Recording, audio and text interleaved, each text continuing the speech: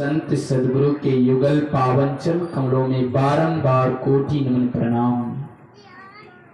देवादिदेव आदिदेव अनंत देव के चरण कमलों में कोटि कोटि नमन प्रणाम। यत्र तत्र से एकत्रित होकर के पधारे हुए सभी सत्संग प्रेमी धर्म प्रेमी मानुभाव भक्तिमती शीला बहनों के युगल पावन चरण कमलों में कोटि नमन प्रणाम। एक बार बोली शंकर भगवान की जय। नहीं कर जाता ऊपर कर। तो बोले एक बार उमापति महादेव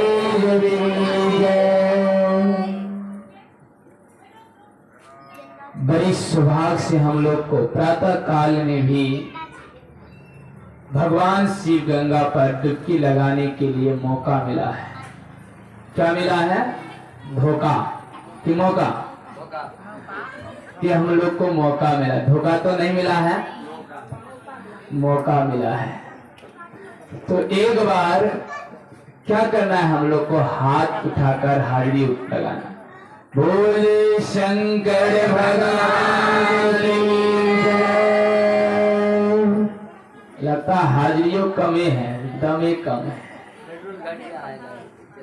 देखिए जरा सोचिए, आंगन में घुमनियों बनता है, कुछ उसमें विचार कर लीजिए।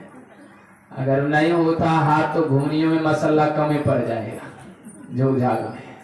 तो बोले शंकर भगवान की जय, हर महादेव की जय। कोई सज्जन सोचता है बाबा तो खिलाएगा, अपना पैसा सुन नहीं है, निकाल जबरदस्ती हाथी उठवाता है। गरीब वाला खिलाएगा तो चलिए फायदा गरीब वाला का होगा, चर्चा तो ग्वालियर वाला का भी होगा। तो इसीलिए सज्जनों, प्रभु के दरबार पर हम लोग बैठे हैं। तो रात्रि में हम लोग सुनाया गया था कि किस तरह से प्रभु का भजन हो, किस तरह से युक्ति हो। तो आज हम लोग धन्यवाद है, धन्य की भागी हैं कि भगवान शिव कथा और सत्संग में बैठने के लिए मौका मिली है। प्रातः काल एक छोटा सा त्रिवेणी गंगा स्नान चलता फिरता राज्य पर मिला है। तो हम लोग को सबसे पहले भजन के माध्यम से, गुरु के माध्यम से, अभी हम लोग कथा के माध्यम से सुन चुके कि प्रभु का भजन, प्रभु की भक्ति किस तरह होनी चाहिए।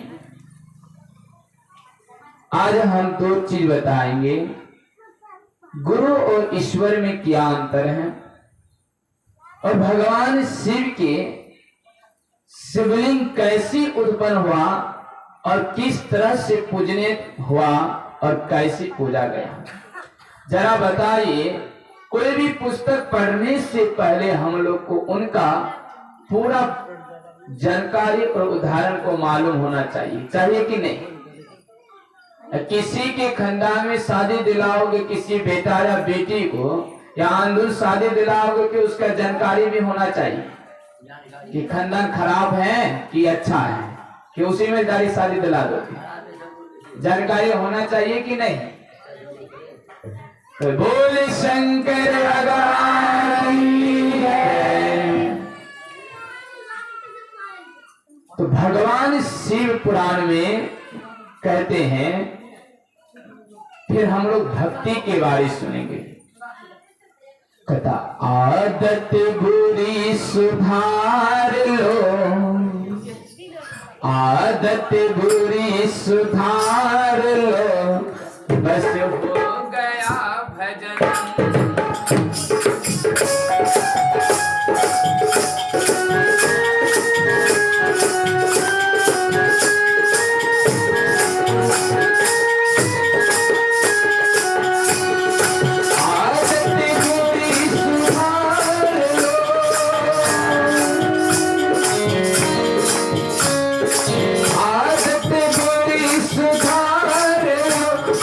हो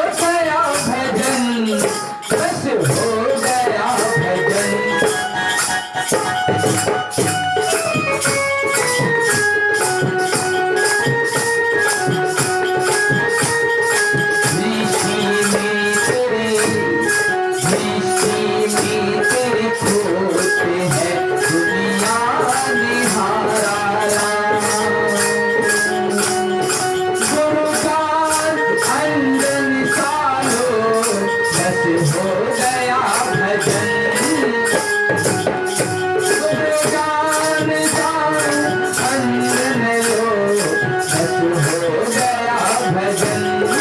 आदत बुरी सुधार लो, ओ आदत बुरी सुधार लो, बस हो गया।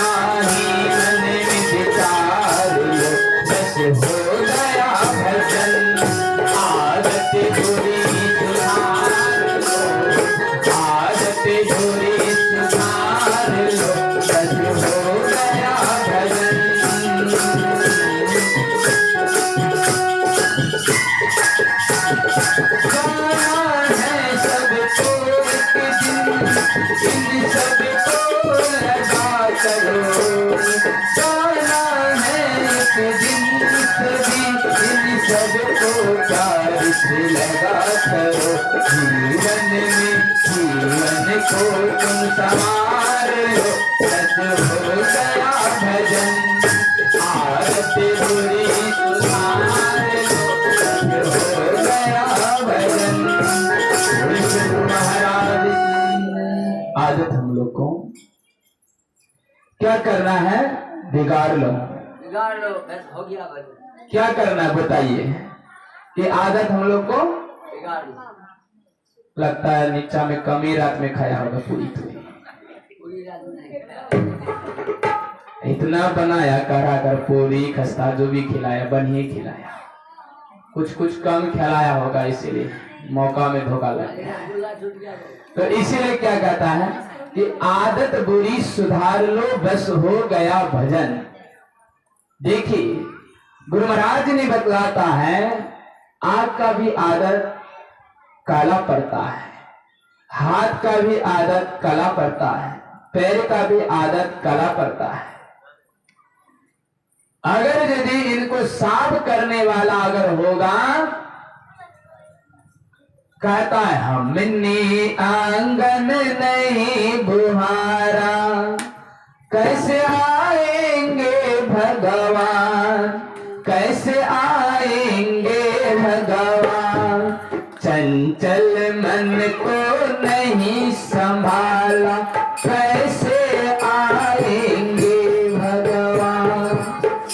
ये आंगन है, अभी भोर हुआ तो हम लोग सभी माताएं लोग सब लोग क्या किए? आंगन को नहीं बहारे।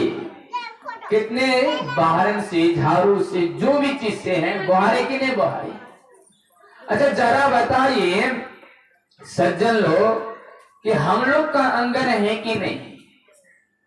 परमात्मा कहते हैं कि उन आंगन को बहारे जो आंगन पर झाड़ू से नहीं।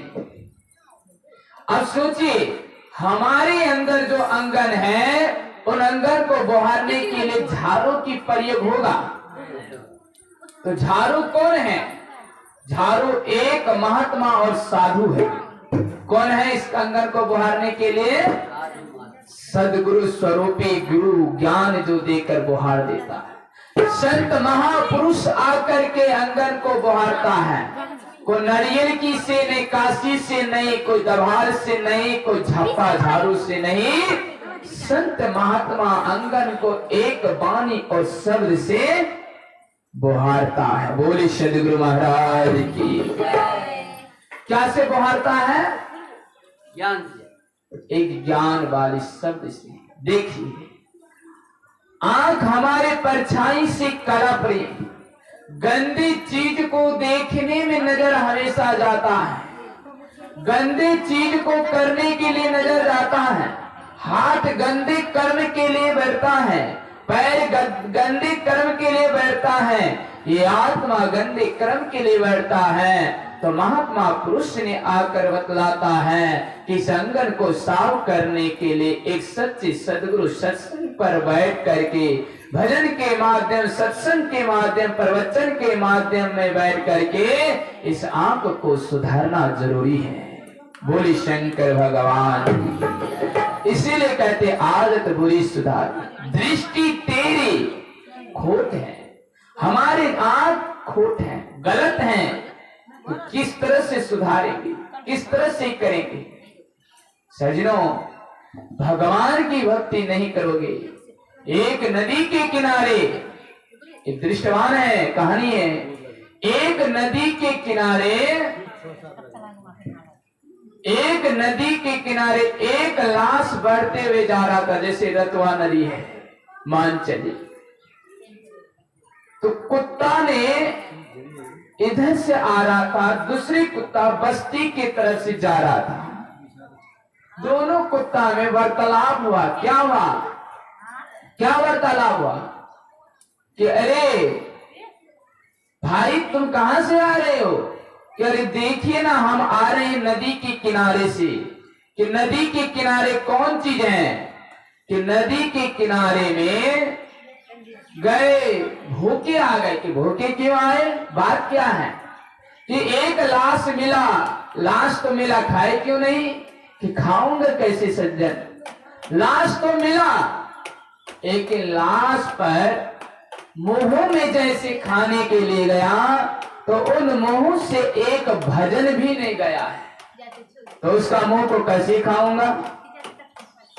कान को खाने गया, कान से किसी अमृत वाणी शब्द को सुना ही नहीं है, तो कान खाऊंगा कैसे? नाक को खाने के लिए जीवा बढ़ाए, दांत बढ़ाए, तो नाक से में से ऐसे आया कि हमेशा गंदे चीज के लिए सुगंध लेते रहता, शराब, मुर्गी, दारू खा रहा था। इससे तो अति बुरा गुना वही गेंदा, तो हम इसको खाऊंगा कैसे? फिर कहा हाथ क्यों नहीं खाए? हाथ को खाने गया, हाथ से किसी महात्मा पुरुष साधु सज्जन के लिए एक कोई दान नहीं किया है, कोई सेवा नहीं किया है, इन हाथ को खाऊं कैसे? फिर कहा पैर क्यों नहीं खाए? कि पैर को खाने जैसे बढ़े तो पैर से कोई सत्संग पर, कथा पर, तीर्थ पर नहीं गया, कोई पुण्य नहीं हुआ, तो पैर को खाऊं कैसे? तो उसी तरह से कुत्ता ने, तो सज्जन हम लोग भी समझ जाए कि एक दिन हमको भी कुत्ता नहीं पूछेगा। इस शरीर जो बलवान है, इस शरीर जो कीमतवान है, इस शरीर का हम लोग का जो मूल्य है जानवर से भी गिरा हुआ है। अरे जानवर मर जाता है तो उस शरीर का प्रयोग में लगा रहता है। अच्छा बताइए, जानवर मरने के बाद उनकी शरीर का प्रयोग में लगता है कि नहीं लगता है? गौरू मर जाएगा, भैंसा मर जाएगा तो इनकी हड्डी को भी प्रयोग में लगेगा, चमड़ा को ढोल के प्रयोग में लगेगा, और मनुष्य मर जाएगा तो इसका कैगो खाल प्रयोग में लगेगा? लगेगा? जरा बताइए।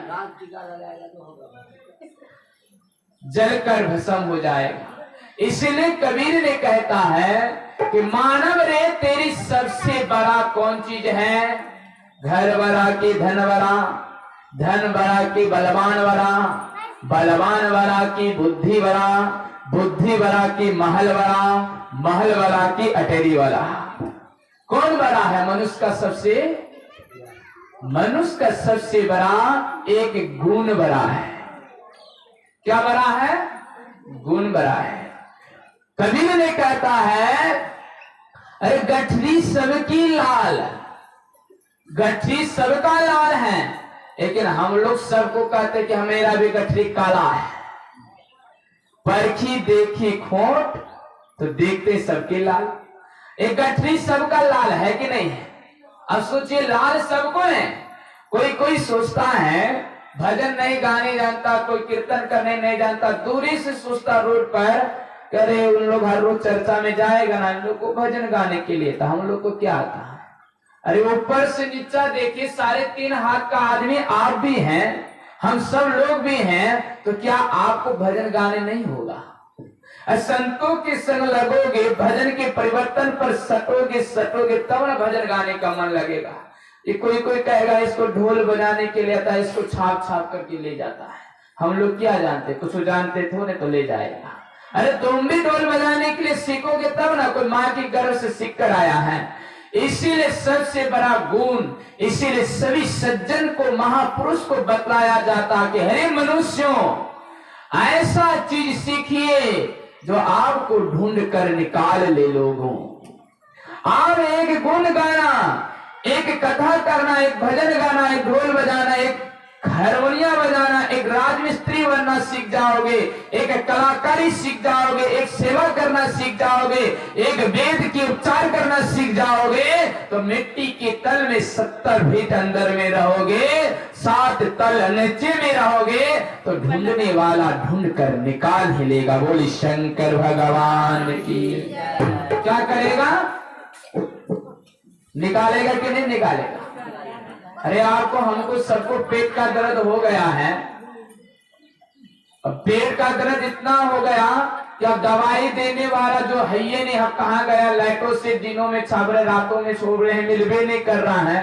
चाहे जहां पर भी इसको, चाहे परेशान क्यों ना हो, निकाल कर ही छोड़ेंगे। अगर इसके पास कौन चीज क्यों है? एक अंदर में ज्ञान है, गुण है। इसीलिए सजनों, हम लोग भी एक ईश्वर पूजन्य है। मनुष्य भी एक प्रकार का पूजन्य हो जाते। कब होता है?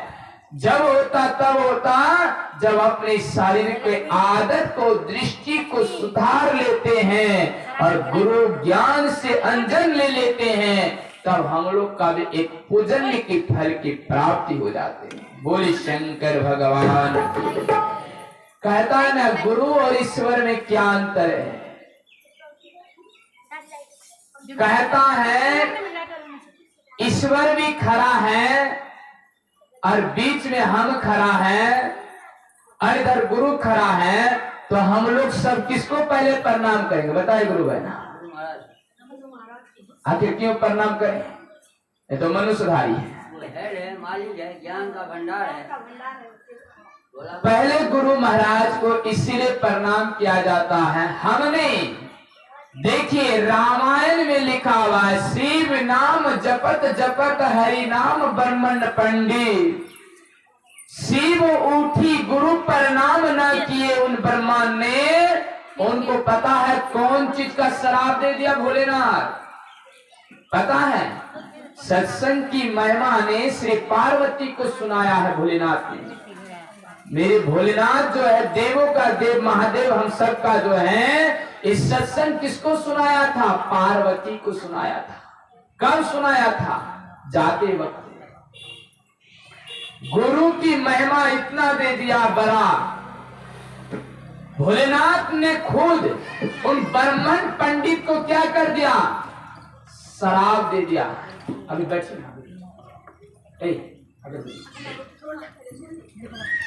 उन ब्राह्मण पंडित को क्या कर दिया है? शराब दे दिया। और भोलेनाथ देवों का देव महादेव, आदि देव, अनंत देव, इनको शराब देने की जरूरत था? ये तो गुरु अपने था, आखिर फिर कहां शराब दिया?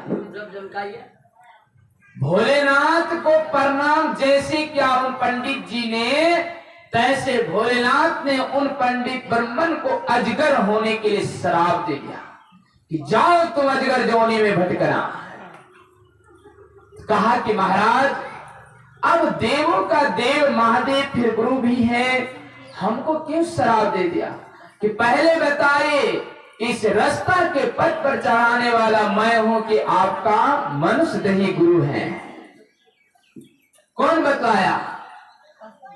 कहा कि वो बतलाया। तो मुझको पहचाना कैसे? पहचान करने वाला वही गुरु ना है, तब ना मुझे पहचाना। अगर वो न रहता तो हमें कैसे पहचानता? इसीलिए तुम पहले उनको पहचान लिया। बोले शंकर भगवान की जय। देखिए, एक भी शब्द कथा और पुराण वेद से उच्चारण होती है, क्योंकि इसीलिए शिव जी ने इनको श्राप दिया, गुरु का उल्लंघन। इस गांव में जो हमको बुलाया, जो मेरे घर पर गया, तो मैं पहले उनको पहचानेंगे ना। अच्छा, इस गांव का प्रधान हो, देश की नेता हो, जो भी हम उसे नहीं पहचानते उसको हम प्रणाम कैसे करेंगे? कर पाएंगे? पहले हम जिसको देखें, जिसको पहचाने, उसको ना करेंगे। वो हमको जानकारी दे कि इस देश की, ये ग्राम की ये प्रधानता है, अच्छी धनवान है, अच्छी बुद्धिमान, अच्छा विवेकवान है, तब हम उससे प्रणाम करने के लायक होगा। इसीलिए गुरु की पद बहुत बड़ी है। कहता है ईश्वर हमारे अंदर पहले से निवास है, लेकिन बढ़ता हुआ सूरज की किरण हमारे पहले से ऊपर में उजाला है। अंदर रूपी किरण हम लोग गलत कर रहे हैं, रास्ता भटक रहे हैं। भोलेनाथ आत्मा पर तो समाया हुआ है, शिव जी समाया है, ईश्वर समाया हुआ है, लेकिन रास्ता भटक गए हैं। फिर भी रास्ता क्यों नहीं मिलता है?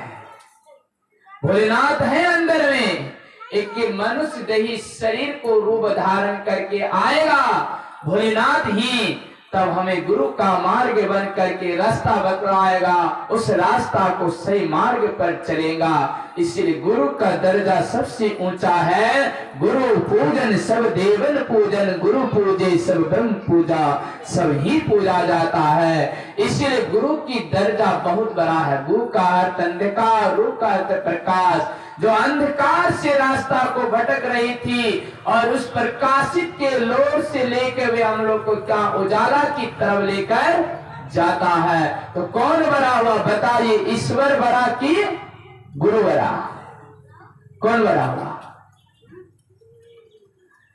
लगता है कमजोर हो गया है। घुमनियों भुजा देखते हैं कि नहीं देखते? थोड़ा जोरे से बोलेंगे, बोले शंकर भगवान की। तो बड़ा कौन हुआ? थोड़ा नीचा से बोले। हाँ, मन में संकोच है, तैयो दुविधा तारी न तारी। तो हम लोग का गुरु बड़ा हो जाता है, जो सत्य ज्ञान के मार्ग से लेते हुए उस पुरुष तक पहुंचाता, आचार विचार व्यवहार की विभूत पर पहुंचाता है, जो विलीन हो जाता, अंतर की बाहर की बातों को समझ लेता है, उन्हीं को सदगुरु कहा जाता है। जो सब चीज हमारे अंदर की बात को पहचानता, उन्हीं को सदगुरु। फिर उन्हीं को महर्षि कहते हैं, परहंस कहते हैं। परहंस किसे कहते हैं? परमात्मा को, जो दूध और पानी को मिला हुआ जो है, इनको अलग करने वाला कौन है जरा बताइए? एक हंस ही है। तो परमात्मा को और आत्मा को, ईश्वर को और भगत को अलग करने वाला एक सदगुरु परमहंस जी महाराज ही हैं, जो इसीलिए उनको कहता है परमहंस। जो हंस मने अलग करना, परम मने परमात्मा, और हंस आत्मा को अलग कर देता है। उसी को हंस से, जो दूध और पानी को अलग करने वाला, हंस के सिवा और दूसरा पक्षी का हिम्मत नहीं है। तो इसीलिए उसको परहंस भी कहते हैं, उसी को परमात्मा कहते हैं, उसी को सदगुरु कहते हैं, और उसी की ईश्वरता का बल है। तो इसीलिए कबीर ने कहता है कि हमारी ये आदत है, जो नहीं सुधारते हैं, विषयों से मन को नहीं मोड़ते हैं, तो भक्ति होगा? विषय विषाण में हम लोग फंसे हैं, भक्ति कभी नहीं होगा। इस विषय विषाण को हम लोग को मारना होगा, तब भक्ति होगा। होगा कि नहीं होगा? विषय क्या है? खाना पीना, मेला बाजार, एक प्रकार की विषय विषाण है। एक राजा था, पहले कहानी सुनिए। एक राजा ने मंत्री साहब से कहा दिया, पूरा प्रचार कर दिया। क्या प्रचार किया पता है? कि मेरे कोई भी मंत्री गण हो या कोई भी सदस्य गण हो, हम अपने राजपाट को छोड़ दूंगा। कि छोड़ दोगे किसे? कि 3 घंटा के अंदर मेरे सिंहासन कुर्सी पर जो आ जाएगा, मैं अपने राजपाट को उन्हीं का नाम कर दूंगा। मंत्री लोग में बड़ा खुशी रहा, प्रजा लोग, वाह 3 घंटा का समय है, आने पाएंगे। राजा मूर्खा थोड़े था, अपना राज्य जहां तक था वहां तक मेला लगा दिया। इतना सुंदर मेला लगाया, इतना खिलौना, इतना रसगुल्ला की दुकान, इतने पहरे की दुकान, इतने प्रकार की श्रृंगार की दुकान, इतने प्रकार की फूल की दुकान लगा दिया। अब विषय बसान वाला हम लोग हैं। अब मेला देखते हैं, आते हैं। अब 9 बजे का ही टेमे है कि सिंहासन पर आना है, 3 घंटा का। अब सबको तो यह विषय का विषान से पकड़ा हुआ, भक्ति हो कम। अब आ रहा है रास्ते में तो मन में विचार हो रहा, थोड़ा सा रसगुल्ला खा ले तो ठीक ही होगा। आ गए, रसगुल्ला खा लिया। अब देख रहा थोड़ा देर समोसा भी अच्छा बढ़िया है, सेंट सब्जियों में थोड़ा खा लेते तो बढ़िया होगा।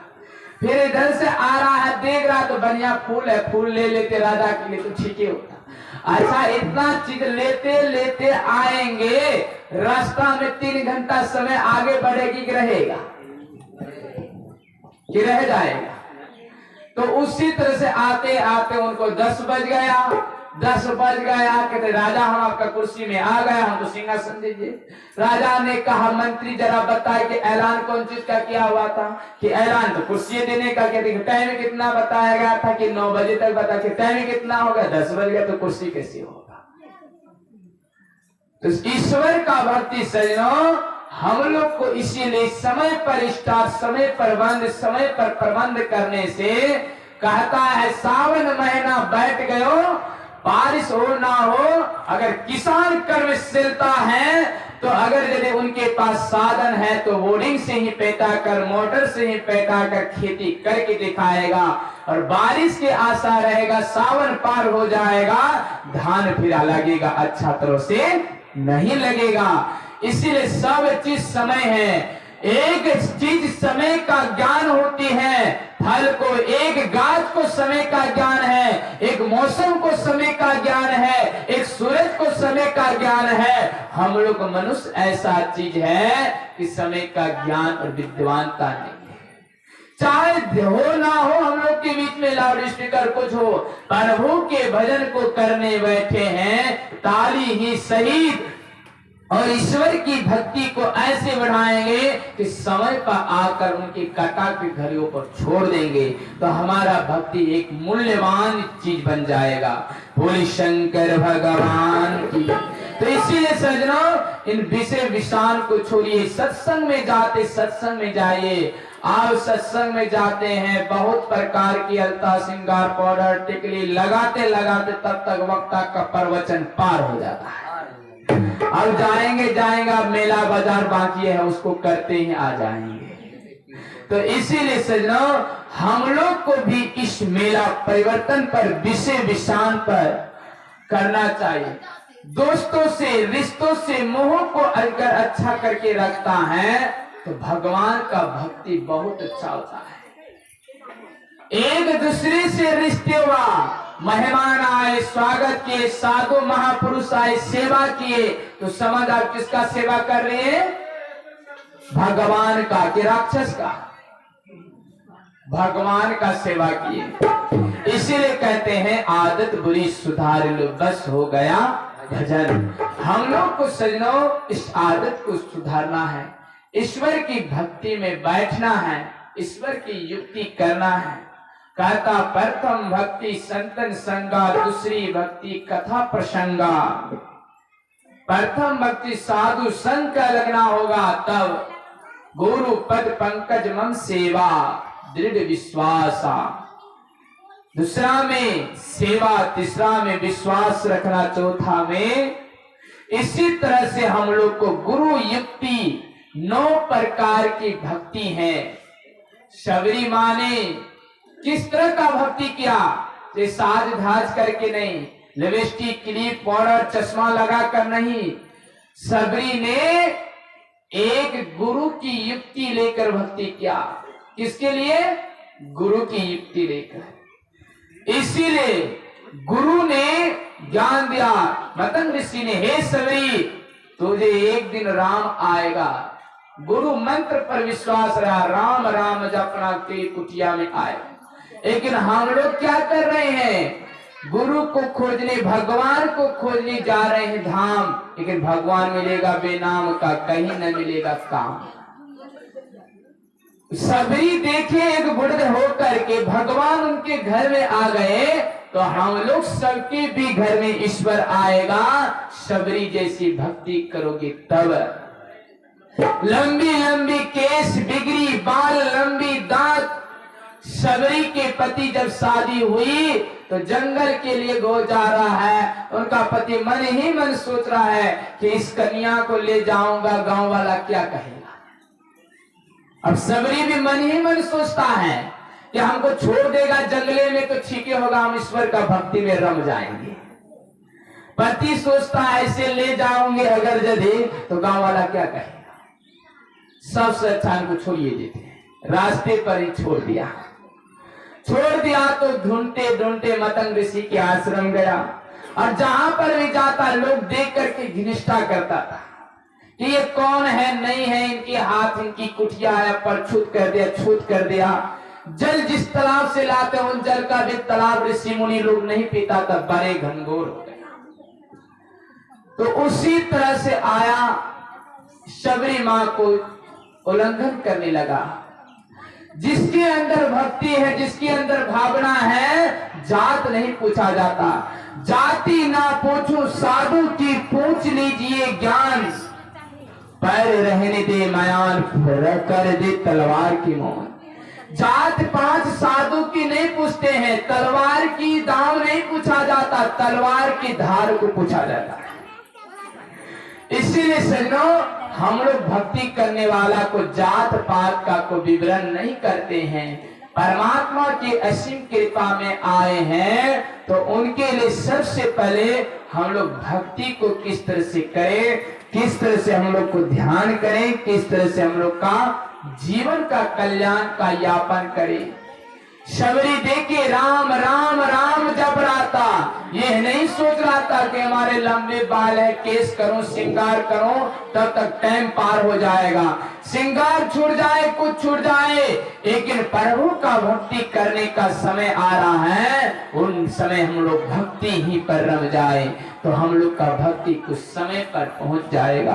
बोले एक बार शंकर भगवान की। अब हम लोग आइए शिवलिंग कैसे उत्पन्न हुआ बताएंगे। जरा बताइए, शिवलिंग जो हम लोग पूछते हैं, कोई पूछ देगा कि आपका बाप का नाम क्या है? पूछेगा कि नहीं पूछेगा? कि आपका कहां से आए, कहां घर है, कौन जात है, पात है, पूछेगा कि नहीं पूछेगा?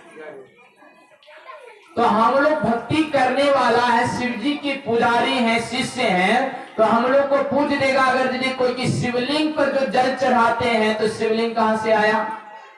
शिवरात्रि जो मनाते हैं तो शिवरात्रि कहां से आया? तो पाओगे बताने के लिए, बताइए। कुछ है तब ना आया है। ब्रह्मा जी और विष्णु जी में और ऋषि मुनि के बीच में वार्तालाप चल रहा था, यानी बातचीत। ऋषि मुनि ने ही प्रश्न उठाया कि इस संसार में शिवलिंग का बताए सबसे बड़ा, हम लोग से बड़ा कौन है? ब्रह्मा जी ने कहता है हम बड़ा है, विष्णु जी कह रहा हम बड़ा है, दोनों बीच में झगड़ लग गया। बड़ा कुर्सी लेने के लिए सबको झगड़ता है, झगड़ता कि नहीं झगड़ता है? तो ब्रह्मा जी कहता हम बड़ा, विष्णु जी कहता हम बड़ा, अब बड़ा कौन है? तो उसी के बीच में ज्योतिर्लिंग खंबा प्रकट हो गया। क्या प्रकट हो गया है? मोबाइल बंद कीजिए थोड़ा सा। ज्योतिर्लिंग खंबा प्रकट हो गया। कहा खंबा प्रकट हो गया? उसी के बीच में। ब्रह्मा और विष्णु ने कहने लगा कि ठीक है, अब उन खंबा हम लोग के बीच में जो प्रकट हुआ उनके बारे में हम लोग को सोचना होगा। ठीक है, बड़ा हम उसी को मानेंगे। विष्णु ने विचार किया कि जो सबसे पहले खोज करके आ जाएगा मैं उन्हीं को बड़ा मानूंगा। दोनों के बीच में ब्रह्मा जी ने हंस का रूप धारण करके ऊपर चले गया। सूतल लोक से लेकर महर्षि लोक तक, सूतल लोक, बीतल लोक, बहुत 7 तल नीचे हैं, 7 तल ऊपर हैं। अतल, बीतल, सूतल, महातल, इसी तरह से 7 तल पाताल तल तक नीचे हैं।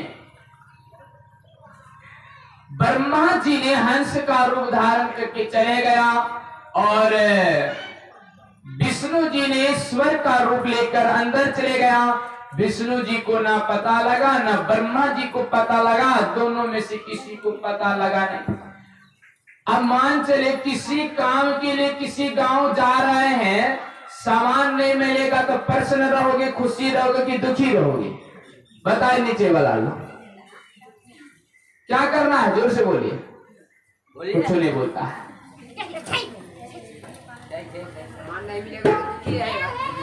जब हम लोग को सामान नहीं मिलेगा तो क्या करना होगा? दुख है। दुख है। अगर मिल जाएगा तो खुश है। तो इसी तरह से ब्रह्मा जी ने उदास होकर के आ रहा था। इधर से केतु का पुष्प ने नजर पड़ गया। ब्रह्मा जी को प्रणाम किया कि प्रभु आप बड़ा चैतन्य में है, कहां से आ रहे हैं?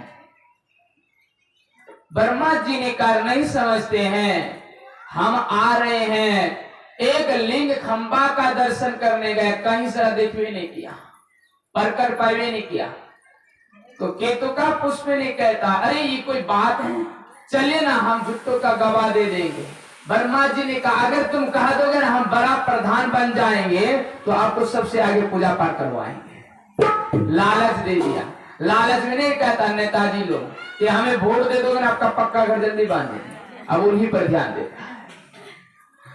तो लालच हो गया, पीछे पीछे घुमबू भी करता है, वोटो मांग रहा है। तो उसी तरह से क्या करने लगा, आते गया रास्ता में गोमा भी दर्शन हो गया, गो माता। तो वो भी पूछने लगा कि कहाँ आ रहे दोनों, कि देखिए ना ऐसे ऐसे बात है कि रास्ते से आ रहे थे, एक खंबा का पता लगा। तो उसको भी कहा दिया गो माता कि तुम अगर गवाही दे दोगे कि ज्योतिर्लिंग का खंबा प्रकट हम दर्शन हो गया तो आपको भी पूजन ने आगे करवाए। वाह, दोनों लालच पड़ गया। विष्णु जी, ब्रह्मा जी, केतु का, गो माता, तीनों ने प्रकट आकर के खड़े हो गए, 4 आदमी। ब्रह्मा जी ने क्या कहता है, विष्णु जी ने पूछा कि स्वामी बताइए आपको दर्शन हुआ? कहता ब्रह्मा जी ने हम क्या कहेंगे, मेरा 2 गवाही, हमको दर्शन है तो गवाह वाला से पूछ लीजिए। ठीक है, तो आपका गवाही है तो दर्शन होवे करेगा, हमें क्या पता है। कहा कि केतु का पुष्प से पूछा, गो माता से पूछा तो बोलता हाँ दर्शन हो गया। तभी ने आकाशवाणी हुआ। क्या आकाशवाणी हुआ? अरे ब्रह्मा जी, अरे केतु का पुष्प, अरे गो माता, मैं तुझे श्राप देता हूं, तुझे मेरी ज्योतिर्लिंग खंबे को दर्शन नहीं हुआ है, तीनों को ब्रह्मा को झूठ गवाही के कारण से मैं तुझे श्राप देता हूं। ब्रह्मा जी के 5 मुंह, एक मुख में श्राप दिया कि तुम्हारा एक मुख भैरव काट करके घूमेगा 7 भवन में। देखिए कोई कोई फोटो में मूंछ वाला शिव जी रहता है, रहता कि नहीं रहता? कुत्ता में बैठा हुआ माथा को लेकर घूमता है, तो वह शिव कौन है? वो भैरव अवतार का है। वह कौन है? भैरव अवतार। ब्रह्मा जी के माथा को काटने के लिए, परम हत्या पाप को छुटाने के लिए 7 भुवन को घूमता है, अताल वितल ऊपर नीचे। केतु का पुष्प को भी श्राप दे दिया। क्या श्राप दिया? हे केतु का पुष्प, तुझे मैं श्राप देता कि संसार में संपूर्ण पुष्प मुझ पर चढ़ेगा, लेकिन तुम फूल होकर मुझ पर नहीं चढ़ोगी।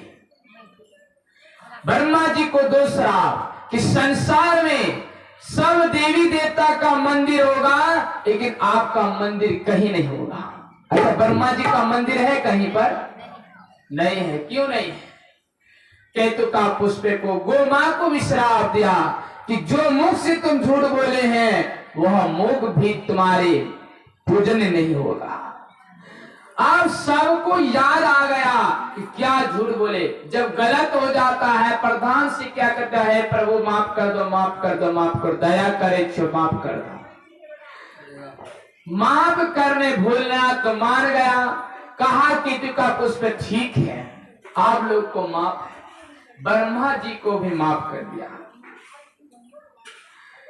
केतु का पुष्प ने कहा, देखिए भोलेनाथ का बिना नाम लिए हुए कोई मुक्ति नहीं तारा है ना तर सकते। भगवान शिव का एक नाम ओम है। ओम परमात्मा जब ध्यान करके लाख मंत्र उच्चारण करके तब योगशील बनेगा, समाधि लग जाएगा, कई महीना के बाद उठेगा तो उनका मुख से ओम का उच्चारण निकलेगा। पहले ओम आ जोर म जोर ओ, ओम होता है। 3 अक्षर में से हम लोग को तो नाम लेना ही होगा। आ जोर ओ जोर म ओम। मालदार क्या बोलता है? आम बोलता कि नहीं? मेना क्या बोलता है? मौ के उच्चारण से। फिर कोई भी पक्षी ऊ के उच्चारण से। बच्चा एक को पढ़ता है, को ऊ के उच्चारण से आता है। फिर माँ बच्चा बोलता मुंह के उच्चारण से। तो इसीलिए क जोर ओ जोर क्या है? अ जोर ओ जोर म ओम। इन 3 शब्द में से किसी ना किसी रूप में भगवान का नाम लेना ही होगा, चाहे किसी भी प्रकार। तो केतु का पुष्प ने सोचा कि अगर यदि हम पर शिव जी पर नहीं चढ़ेंगे मुक्ति कैसे होगी? अगर शिव की आसन नहीं हो मेरे शरीर पर तो मुक्ति कैसे होगी? तो कहा कि भोलेनाथ ठीक है, मुक्ति चाहते हैं ना, आप एक फूल की कली की तरह खेलोगे, उनके अंदर पानी निकलेगा, उन पानी से इत्र बनेगा, इत्र से जो सुगंध होगा वही इत्र जो मेरे ऊपर चढ़ाएगा, मैं ही बन जाऊंगे तुम्हारे लिए प्रश्न काल। इसलिए भगवान शिव जी पर इत्र चढ़ता है। क्या चढ़ता है? इत्र, जिसे अतर कहते हैं, सुगंध चढ़ता है, और केतु का पुष्प के रूप में नहीं चढ़ता है। और गौ मां को जो हम लोग पूछते हैं तो उनको मुंह की तरफ से नहीं, पीछे की तरफ से पूजना चाहिए, नंगर की तरफ से। ब्राह्मण लोग को दान करते हैं, गौ मां को देखते हैं, क्या दान करते हैं? नंगर पकड़ते हैं। हम लोग पूछते मुंह की तरफ नहीं, नंगर की तरफ। चलता फिरता रास्ते में सांड देवता को नंगर की तरफ दर्शन हो गया तो समझ आपका पुण्य की भागी मिल गया है। इसीलिए नंगर की तरफ से गौ मां को पूजा जाता है। और शिवलिंग की उत्पत्ति उसी दिन से माना गया जो भगवान शिव के नाम से पहला पूजा ब्रह्मा जी विष्णु जी ने किया। उन्हीं का दिन महान शिवरात्रि का व्रत भी माना गया। बोले मां शिव पुराण कथा की जय। उसी दिन से भगवान जल का उत्पत्ति कैसे हुई? अब जल भी है ना क्षीर समुद्र में, तो जल का उत्पत्ति विष्णु जी ने तप कर करके ब्रह्मा जी के उच्चारण सत्य से आया। विष्णु को कहा कि तुम तप कीजिए, सृष्टि का पालनहार बनना। अब तप करते गया, भोलेनाथ दर्शन नहीं दिया, आकाश मार्ग से ब्रह्म पिता नहीं दिया, तो कहा पुनः फिर तप कीजिए। तब करते करते उनकी पसीना से क्षीर समुद्र बन गया, जलमय हो गया दुनिया। उसी दिन से विष्णु भगवान के पसीना से जो जलमय उत्पन्न हुआ, उसी दिन से इनका जल का उत्पत्ति हो चुका है। बोल शंकर भगवान की जय। हरि नाम विष्णु के शरीर से जल की उत्पत्ति हुई है। कमल फूल विष्णु भगवान की नाभि से उत्पन्न हुआ और तब ब्रह्मा जी ने उत्पन्न हुआ है। उन्हीं के नाभि के ऊपर से कमल फूल है। विष्णु एक पालनहार है, इसीलिए देखना क्षीर समुद्र के साये में सोया रहता है। प्रभु की भक्ति बहुत लंबी है। जो भक्ति करता है ईश्वर का नाम श्रद्धा प्रेम से, एक हाथी भी, एक गधा भी, एक जानवर भी पुकार लेता है तो समझ जाइए भगवान शिव उनके लिए उच्च पद की प्राप्ति। कहीं कहीं देखना हाथी के सूर में एक कमल फूल होता है, फोटो में देखे कि नहीं देखे, और पीछे से अजगर पकड़ा हुआ रहता है। तो बताइए इनका मतलब क्या हुआ। गज ने विष्णु भगवान का जब सब हाथी को बुलाया, सबको बुलाया, कोई नहीं आया, उन गज देवता ने हरि विष्णु का स्मरण किया। एक फूल सूर से उठा करके अपने स्वर में जो वाणी में है उसी समय ने अपने इष्ट देवता विष्णु का स्मरण करा कि हे प्रभु मेरे फूल को स्वीकार करो, मैं गज से बचा, मैं इस अजगर से बचाइए, हे गजानंदन, हे नारायण, हे विष्णु, हे पालनहार, मुझे बचाइए बचाइए। तब देखना फोटो पर ही गरुड़ पर सवार होकर विष्णु भगवान ने आता है। क्या आता है? गरुड़ पर सवार होकर विष्णु भगवान ने आता है। तो वही समझिए भागवत महापुराण में लिखा हुआ है, वही विष्णु भगवान का रक्षक है। तभी से उन फोटो पर इस तरह का तस्वीर छपा गया है।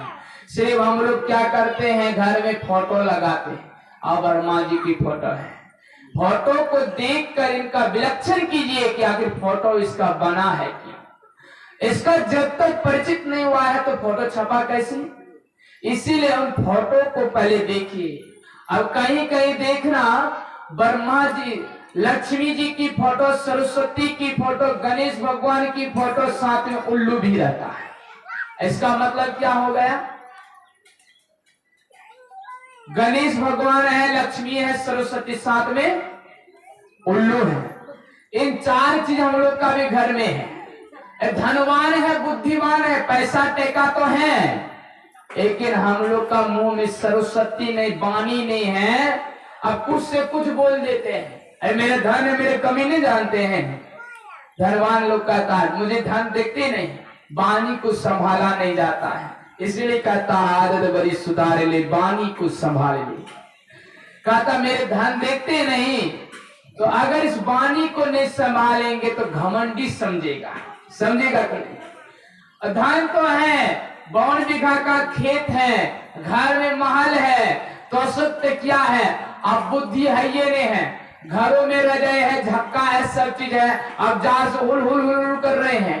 अब हम बुद्धि नहीं है कि एक रजाई निकाल कर सो जाए, जार ठंडा कम होगा। तो बुद्धि दाता कौन है? गणेश भगवान है। वाणी दाता सरस्वती माता है। तो गणेश भगवान का इसलिए फोटो है, इनका बुद्धि भी रहना चाहिए, धन के साथ सरस्वती होना, गणेश होना। अब देखिए उल्लू भी है लक्ष्मी के साथ, है कि नहीं।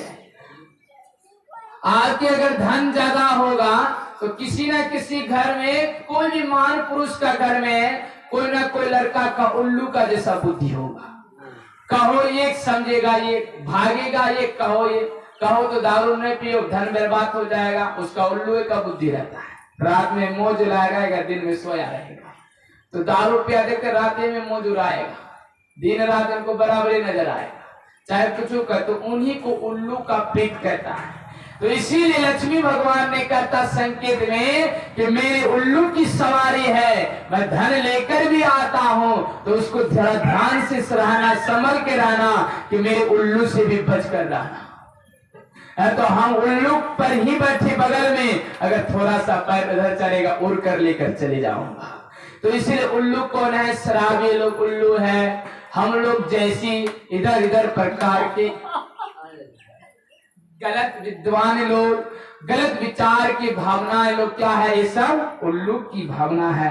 इसीलिए लक्ष्मी, सरस्वती, गणेश, उल्लू, ये फोटो में हम लोग को संकेत होना, तस्वीर को भी देखकर हम लोग का मन का भविष्य बनता है, चित्र से चरित्र को सुधरता है। लेकिन हम लोग चित्र किसका लगाता है, हेमा मालिनी, दिव्या भारती, कृष्णा कपूर, रवीना टंडन हो गए सब सन सन काम करो बनवन, और केस कटिंग का चित्र लगाते हैं, लाल काला पीला हरांगी नार है बैगनी आसमानी नीला, भगवान दिया है काला उसमें नहीं है पसंद की लाला। केस रंगाने से तुम रंग जाओगे, लाल पीला बैगनी करने से तुम्हें रंगा जाएगा। ईश्वर कहता है रंगना है तो इतर से ना रंगो, सुगंध से ना रंगो, परमात्मा के भक्ति से ऐसा रंग रंग जाइए जो दाग छूटने वाला हो ना जाइए। बोले सदगुरु महाराज की जय। हम लोग ऐसे रंग पर रंगना चाहते ही नहीं है, दूसरे के रंग में रंगना चाहते हैं और प्रभु के भजन दूसरे के रंग में करना चाहते हैं। इसीलिए किसमें रंगना चाहिए, भक्ति में, भक्ति में रंगना है। और कौन भक्ति में, ईश्वर की भक्ति में। किसमें काम पर रंगना चाहिए, कोई राजमिस्त्री कार्य में, कोई गुण में, कोई अच्छा व्यवस्था अच्छा कलाकारी में, कोई मास्टर की कलाकारी में। इस तरह में रंग जाइए कि छुटाने वाला संसार में हजार पानी भी आ जाए तो उस रंग को हजार साबुन भी आ जाए, मैल को छुटा ना पाए। मीन सदा जल में होवे, मछली सदा जल में रहता है, गेंद नहीं जाता है। लेकिन परमात्मा कहते हैं कि मछली देखे सिरों की तरफ के ओर जाता, भांति से सिरों तरफ। हम लोग बड़े विद्वान, बड़े हत्ती, बड़े बलशाली, अगर नदी में कहेगा कि भांति के लेख से सिरों की तरफ तैरते हुए जाएगा, हिम्मत नहीं होगा। कहने की ताबरे भाव में यह बतलाता है, अगर हम लोग भगवान की भक्ति की युक्ति को जानते हैं तो चाहे सिरों, चाहे जाए भांति, चाहे आगे चाहे पीछे, हम लोग चारों तरफ जाना चाहते हैं। बोले शंकर भगवान की जय। इसीलिए सज्जनों, इस शिव कथा में संग का पानी शिवलिंग पर नहीं चढ़ना, संग की ध्वनि को प्रकट करना हृदय रोग की शिकायत को कम करता है। संग जहाँ भूखा जाता है वहाँ रुक जाना चाहिए, रुक करके अपना इष्ट गुरु का स्मरण करना चाहिए। संग बाजे बलाई भागे, लेकिन हम लोग क्या कहते हैं, संग भागे, हम लोग साइकिल को 180 किलोमीटर भागे, बलाई भागेगा। अरे संग बाजे बलाई भागे का अर्थ समझे, मतलब कि संग बाजा तो कुछ देर रुक जाइए और जो भी कष्ट है तब तक वो भाग जाए आगे में। तो बलाई भागा कि नहीं भागा, अब संग भाज रहा है, हम लोग खूब खा रहा है, तो बलाई भागेगा नहीं। इसीलिए संग बाजे बलाई भागे। संग का पानी शिवलिंग पर चढ़ाने से 10,000 ब्रह्मण के पाप लगता है। संग को फूकने से सांस रोग की गति को रोकता है। संग को खाली नहीं रखना चाहिए, संग को पानी में देखकर रखना चाहिए। संग की 2 छेद, एक छेद देखते हैं, एक चरण है भगवान विष्णु का, एक क्षीर सागर जो समुद्र है, इसलिए सदा पानी में रहता है, सदा लक्ष्मी की निवास होती है। इनके पानी को छीटता है, इनके पानी को पीता है, तो समझ जाइए आपका कोलेस्ट्रॉल हृदय में जलन है, दर की है। इन पानी को अगर हम लोग पीते संग वाला तो निश्चित आपका रोग नष्ट हो जाता है। रुद्राक्ष जो पहनता है इनको हाई ब्लड प्रेशर भी कम होता है। रुद्राक्ष की माला जाप करने से भी हाई ब्लड प्रेशर कम होती है। इसी तरह से भस्म को लगाने से हम लोग का विगति की ममता को कम होती है। लेकिन आज हम लोग को शिव महापुराण कथा के अध्ययन से शिष्टाचार, नियम, विचार, भावना और शक्ति को नहीं समझते हैं, इसीलिए हम लोग को कथा को उल्ट लगता है। भगवान शिव कथा में भक्ति किस तरह से करना, बेल पत्रा चढ़ाना, दूध चढ़ाना, दही चढ़ाना, घी चढ़ाना, शहद चढ़ाना, शक्कर चढ़ाना, ये पंचामृत का पूजन शिव जी पर करने कहता है। दूध चढ़ाने से दुर्घटना से बचोगे, दही चढ़ाने से कामों में कुष्ठ रोग नहीं होती हैं। शहद चढ़ाने से परिवार का मिलनता होती है। शहद का अर्थ समझते हैं? मधुमक्खी देखिए, मधुमक्खी जो है एक परिवार के रस को अलग अलग मक्खी अलग अलग फूल में जाकर बैठ करके मक्खी को फूल की रस को चूस करके एक खोता में लाकर छोड़ता है, तब उसका नाम मधु कहलाता है। सजनों, बिरनी हरी बम्बल को कहाँ कहता मधु? तो इसी कहने का तात्पर्य सजनों हम लोग संकेत में समझना होगा। क्या हम लोग के अंदर अगर मधुमक्खी का ज्ञान नहीं है तो घर में खटपटी का मामला लगा रहता है। मधुमक्खी से ज्ञान सीखना होगा। कैसे सीखना? सुनिए, बिरनी बनोगे तो घर में बहुत परेशान होगा। बिरनी लोग जो है, हरी बम्बल जो है, कोई बिरनी फूल में बैठेगा, कोई बिरनी रास्ते में पैखना है वहीं बैठ जाएगा, कोई बिरनी दुकान में है तो वहीं बैठ जाएगा, कोई बिरनी वहीं गोरू मरा तो वहीं बैठ जाएगा। आप देखिए वहां का रस ला करके इकट्ठा होगा? कहीं होगा? जरा बताइए। तो सेटिंग मिलेगा? नहीं मिलेगा। तो झगड़ा तो होवे करेगा, और जिसको डंक मारेगा तो डरेगा, बिस्किट पीटा लगने करेगा। और मधुमक्खी चाहे बगल में बिस्टा पड़ा है, चाहे बगल में पैखना पड़ा है, चाहे बगल में बाथरूम पड़ा है, चाहे बगल में लैट्रिन पड़ा है, चाहे बगल में मिठान पड़ा है, उन मधुमक्खी कभी नहीं कहेगा कि हम उसमें बैठेंगे। मधुमक्खी का एक ही ख्वाब रहता है कि हम फूल में जाकर रस को पिएंगे, और रस पी करके फिर हम लोग सब मक्खी जाकर एक खोता पर लगाएंगे, और उसी के रस को हम लोग कहते शहद। उसी के लिए भगवान शिव ने कहता कि मेरे परिवार के लिए। गौर से देखिए, भगवान शिव के परिवार में कौन कौन है? गणपति की सवारी मूसो है, भोलेनाथ की सवारी सांप है गला में, है कि नहीं है? और फिर बाघ है पार्वती। अच्छा, सांप और मूसो का मिलन होता है? नहीं होता है। अगर यदि नहीं होता है, मोर का मिलन सांप से नहीं होता है, कार्तिक का मोर की सवार है, तो हम लोग को संकेत में समझ आता है कि प्रभु के दरबार में एक शेर अगर सांड गौरू रहेगा तो खा जाएगा, खाएगा कि नहीं खाएगा? एक जगह है तो हम शिव जी का शिष्य होकर के पूरा परिवार एक मिलन पर नहीं है तो शिव शिष्य रहना बेकार हो जाता है। बोले शंकर भगवान की है। मेरे मंदिर में एक कुत्ता एक बिल्लू रहता है, और कुत्ता और बिल्लू एक जगह रहता है? बताइए, रहता है? नहीं रहेगा, खाइए जाएगा। लेकिन मंदिर में मेरा एक कुत्ता और बिल्लू दोनों साथ में खेलता रहता है। लेकिन यहाँ देखिए परमात्मा का शक्ति स्वरूप है जो भी है, तो इसीलिए रहता है। जहाँ परमात्मा का दृष्टि पर जाता है वहाँ सब जात का एक ही बात होता है। उसी को कहता सत्संग, उसी को कहता कथा, उसी को कहता चर्चा। जहाँ सतपुरुष भावनाओं का मेल एकजुट रह जाना, उन्हीं को कहता सत्संग, उन्हीं को कहता शिव शिष्य, उन्हीं को कहता परिवार, उन्हीं को कहता कथा। भगवान की जटा को जो रखते हैं वो जटा हम लोग को माया है। एक 5 वर्ष की बालक मुंडन जब माँ के गर्भ से निकलता है, जब बाल नहीं काटता है तो बाल गुच्छा गुच्छा रहता कि नहीं? जब ठाकुर का कृपा लग जाता है तो समझ जाए बालक का बाल बढ़ गया।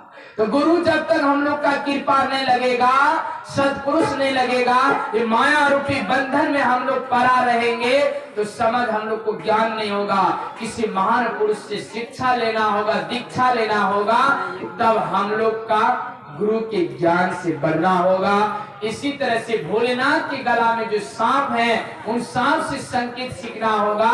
क्या कि आपका कमर का रीढ़ जब तक है तब तक आपको पूछेगा। अगर कमर का रीढ़ हमको टूट जाएगा, हम सबका टूट जाएगा, पूछने वाला कोई है?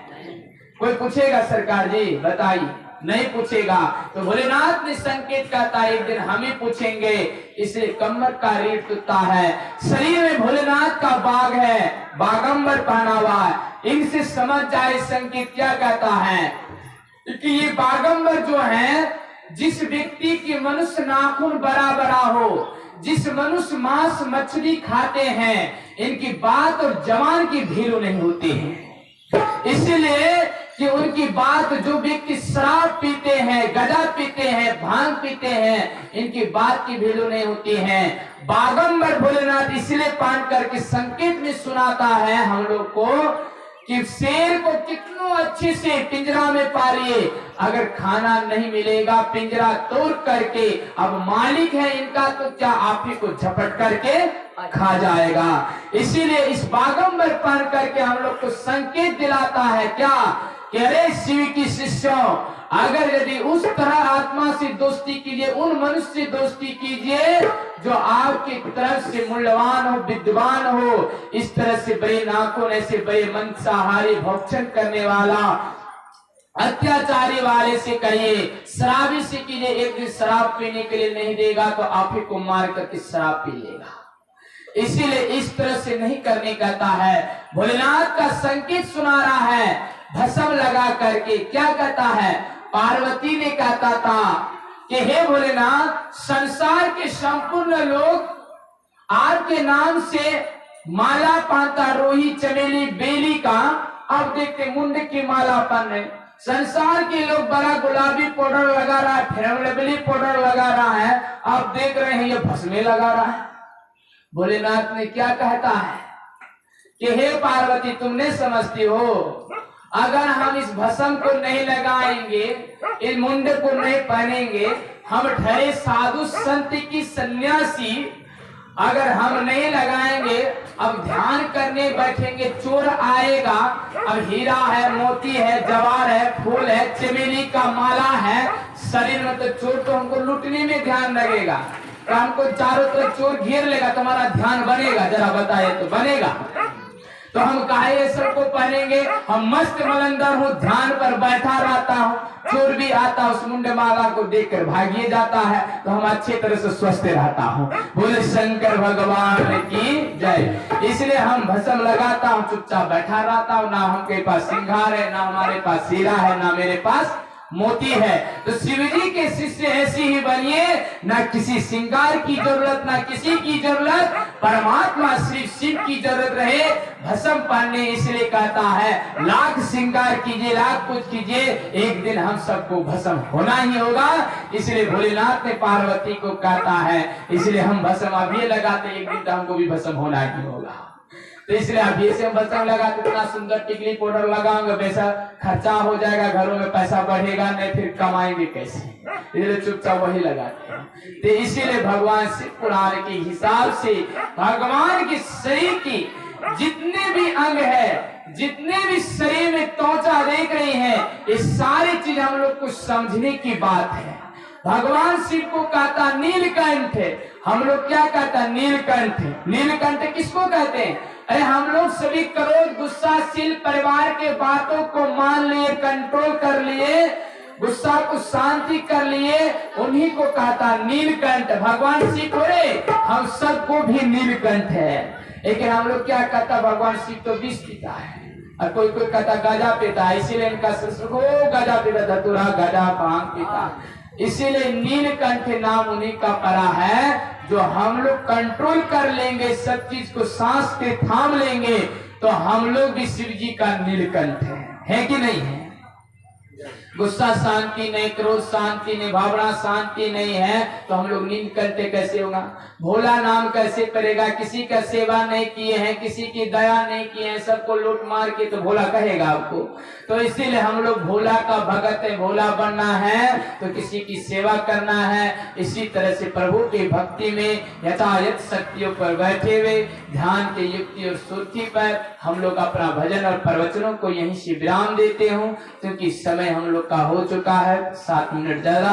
इसलिए परमात्मा के असीम कृपाओं की दया शक्ति से, दया भावनाओं से इस कथा में बैठे। इसी तरह से ध्यान भजन सत्संग इस कथा कराने वाले के लिए धन्यवाद है। भगवान शिव के कथा सबको नहीं सुनता न सुन पाते हैं, इसके लिए सबके लिए महादेव की तरफ से आशीर्वाद है। हमारे शिव परिवार गुरु परिवार के लिए सबके लिए कोटि कोटि नमन। क्षमा के अपराधी हैं हम लोग सभी, क्षमादी हैं, क्षमा के अपराधी हैं। बोले शंकर भगवान की जय। तो आइए हम लोग कुछ माता की भजनों से चर्चा कथाओं को विराम देंगे और प्रभु के दरवाजा पर आए हैं, इसी भजनों से हम लोग जयकार करेंगे। एक बार बोले शंकर भगवान की जय। जोरदार से ताली लगा जय हो दुर्गा, जय हो माता, जय हो दुर्गा, जय हो माता, जय हो काली, जय हो भवानी माता।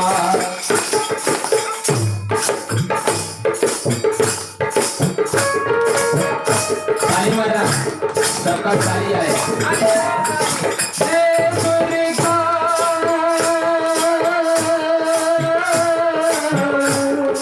जय माँ काली,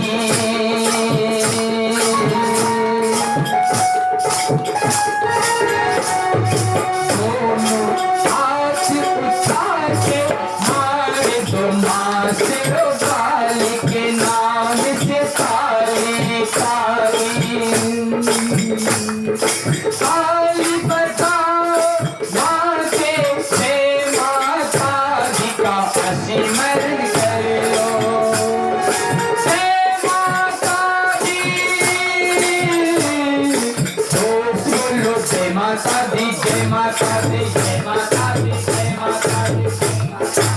जैसे बोलिए सारे बोलो जय माता दी, जोर से बोलो जय माता दी, सारे बोलो जय माता दी, जोर से बोलो।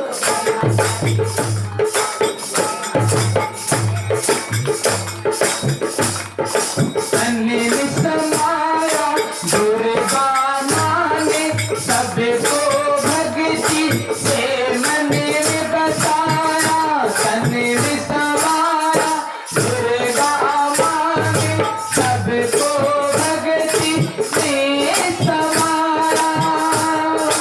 ऊंचे पहाड़ों में है माँ की बसेरा, हम हैं माथे से लगा के भक्तों ने खाली झोली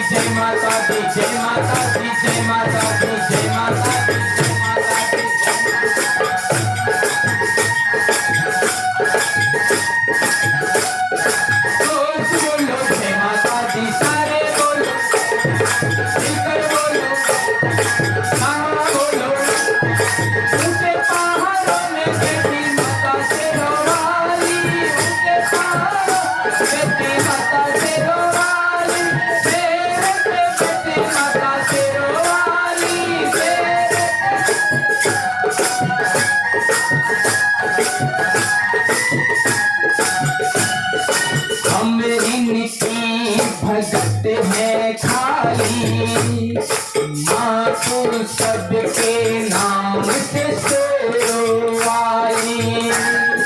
जय माता दी कहते जाओ, कष्ट मिटाओ। जय माता दी, जय माता दी, जय माता दी कहते जाओ, जय माता दी कहते जाओ, जय माता दी कहते जाओ, जय माता दी कहते जाओ, जय माता दी कहते जाओ, जय माता दी कहते जाओ।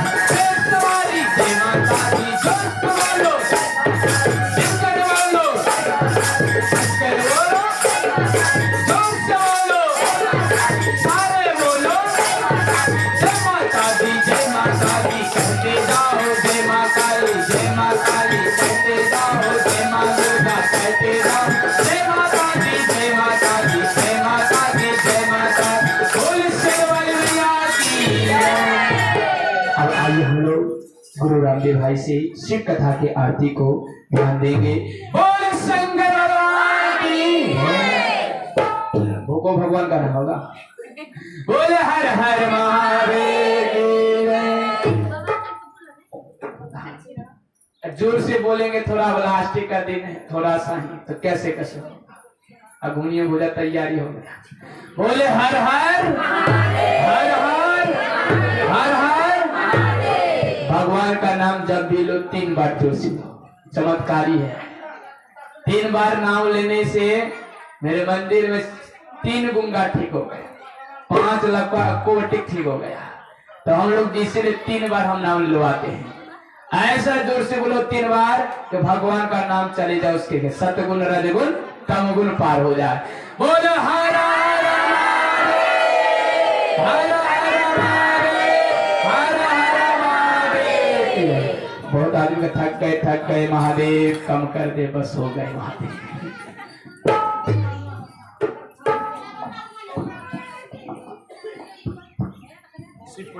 चलिए सब कोई खड़े हो जाए। अच्छा लगा। चलिए भाई सब कोई खड़े हो जाए, आरती कर लें सब कोई प्रेम से। जल्दी है, परेशानी है।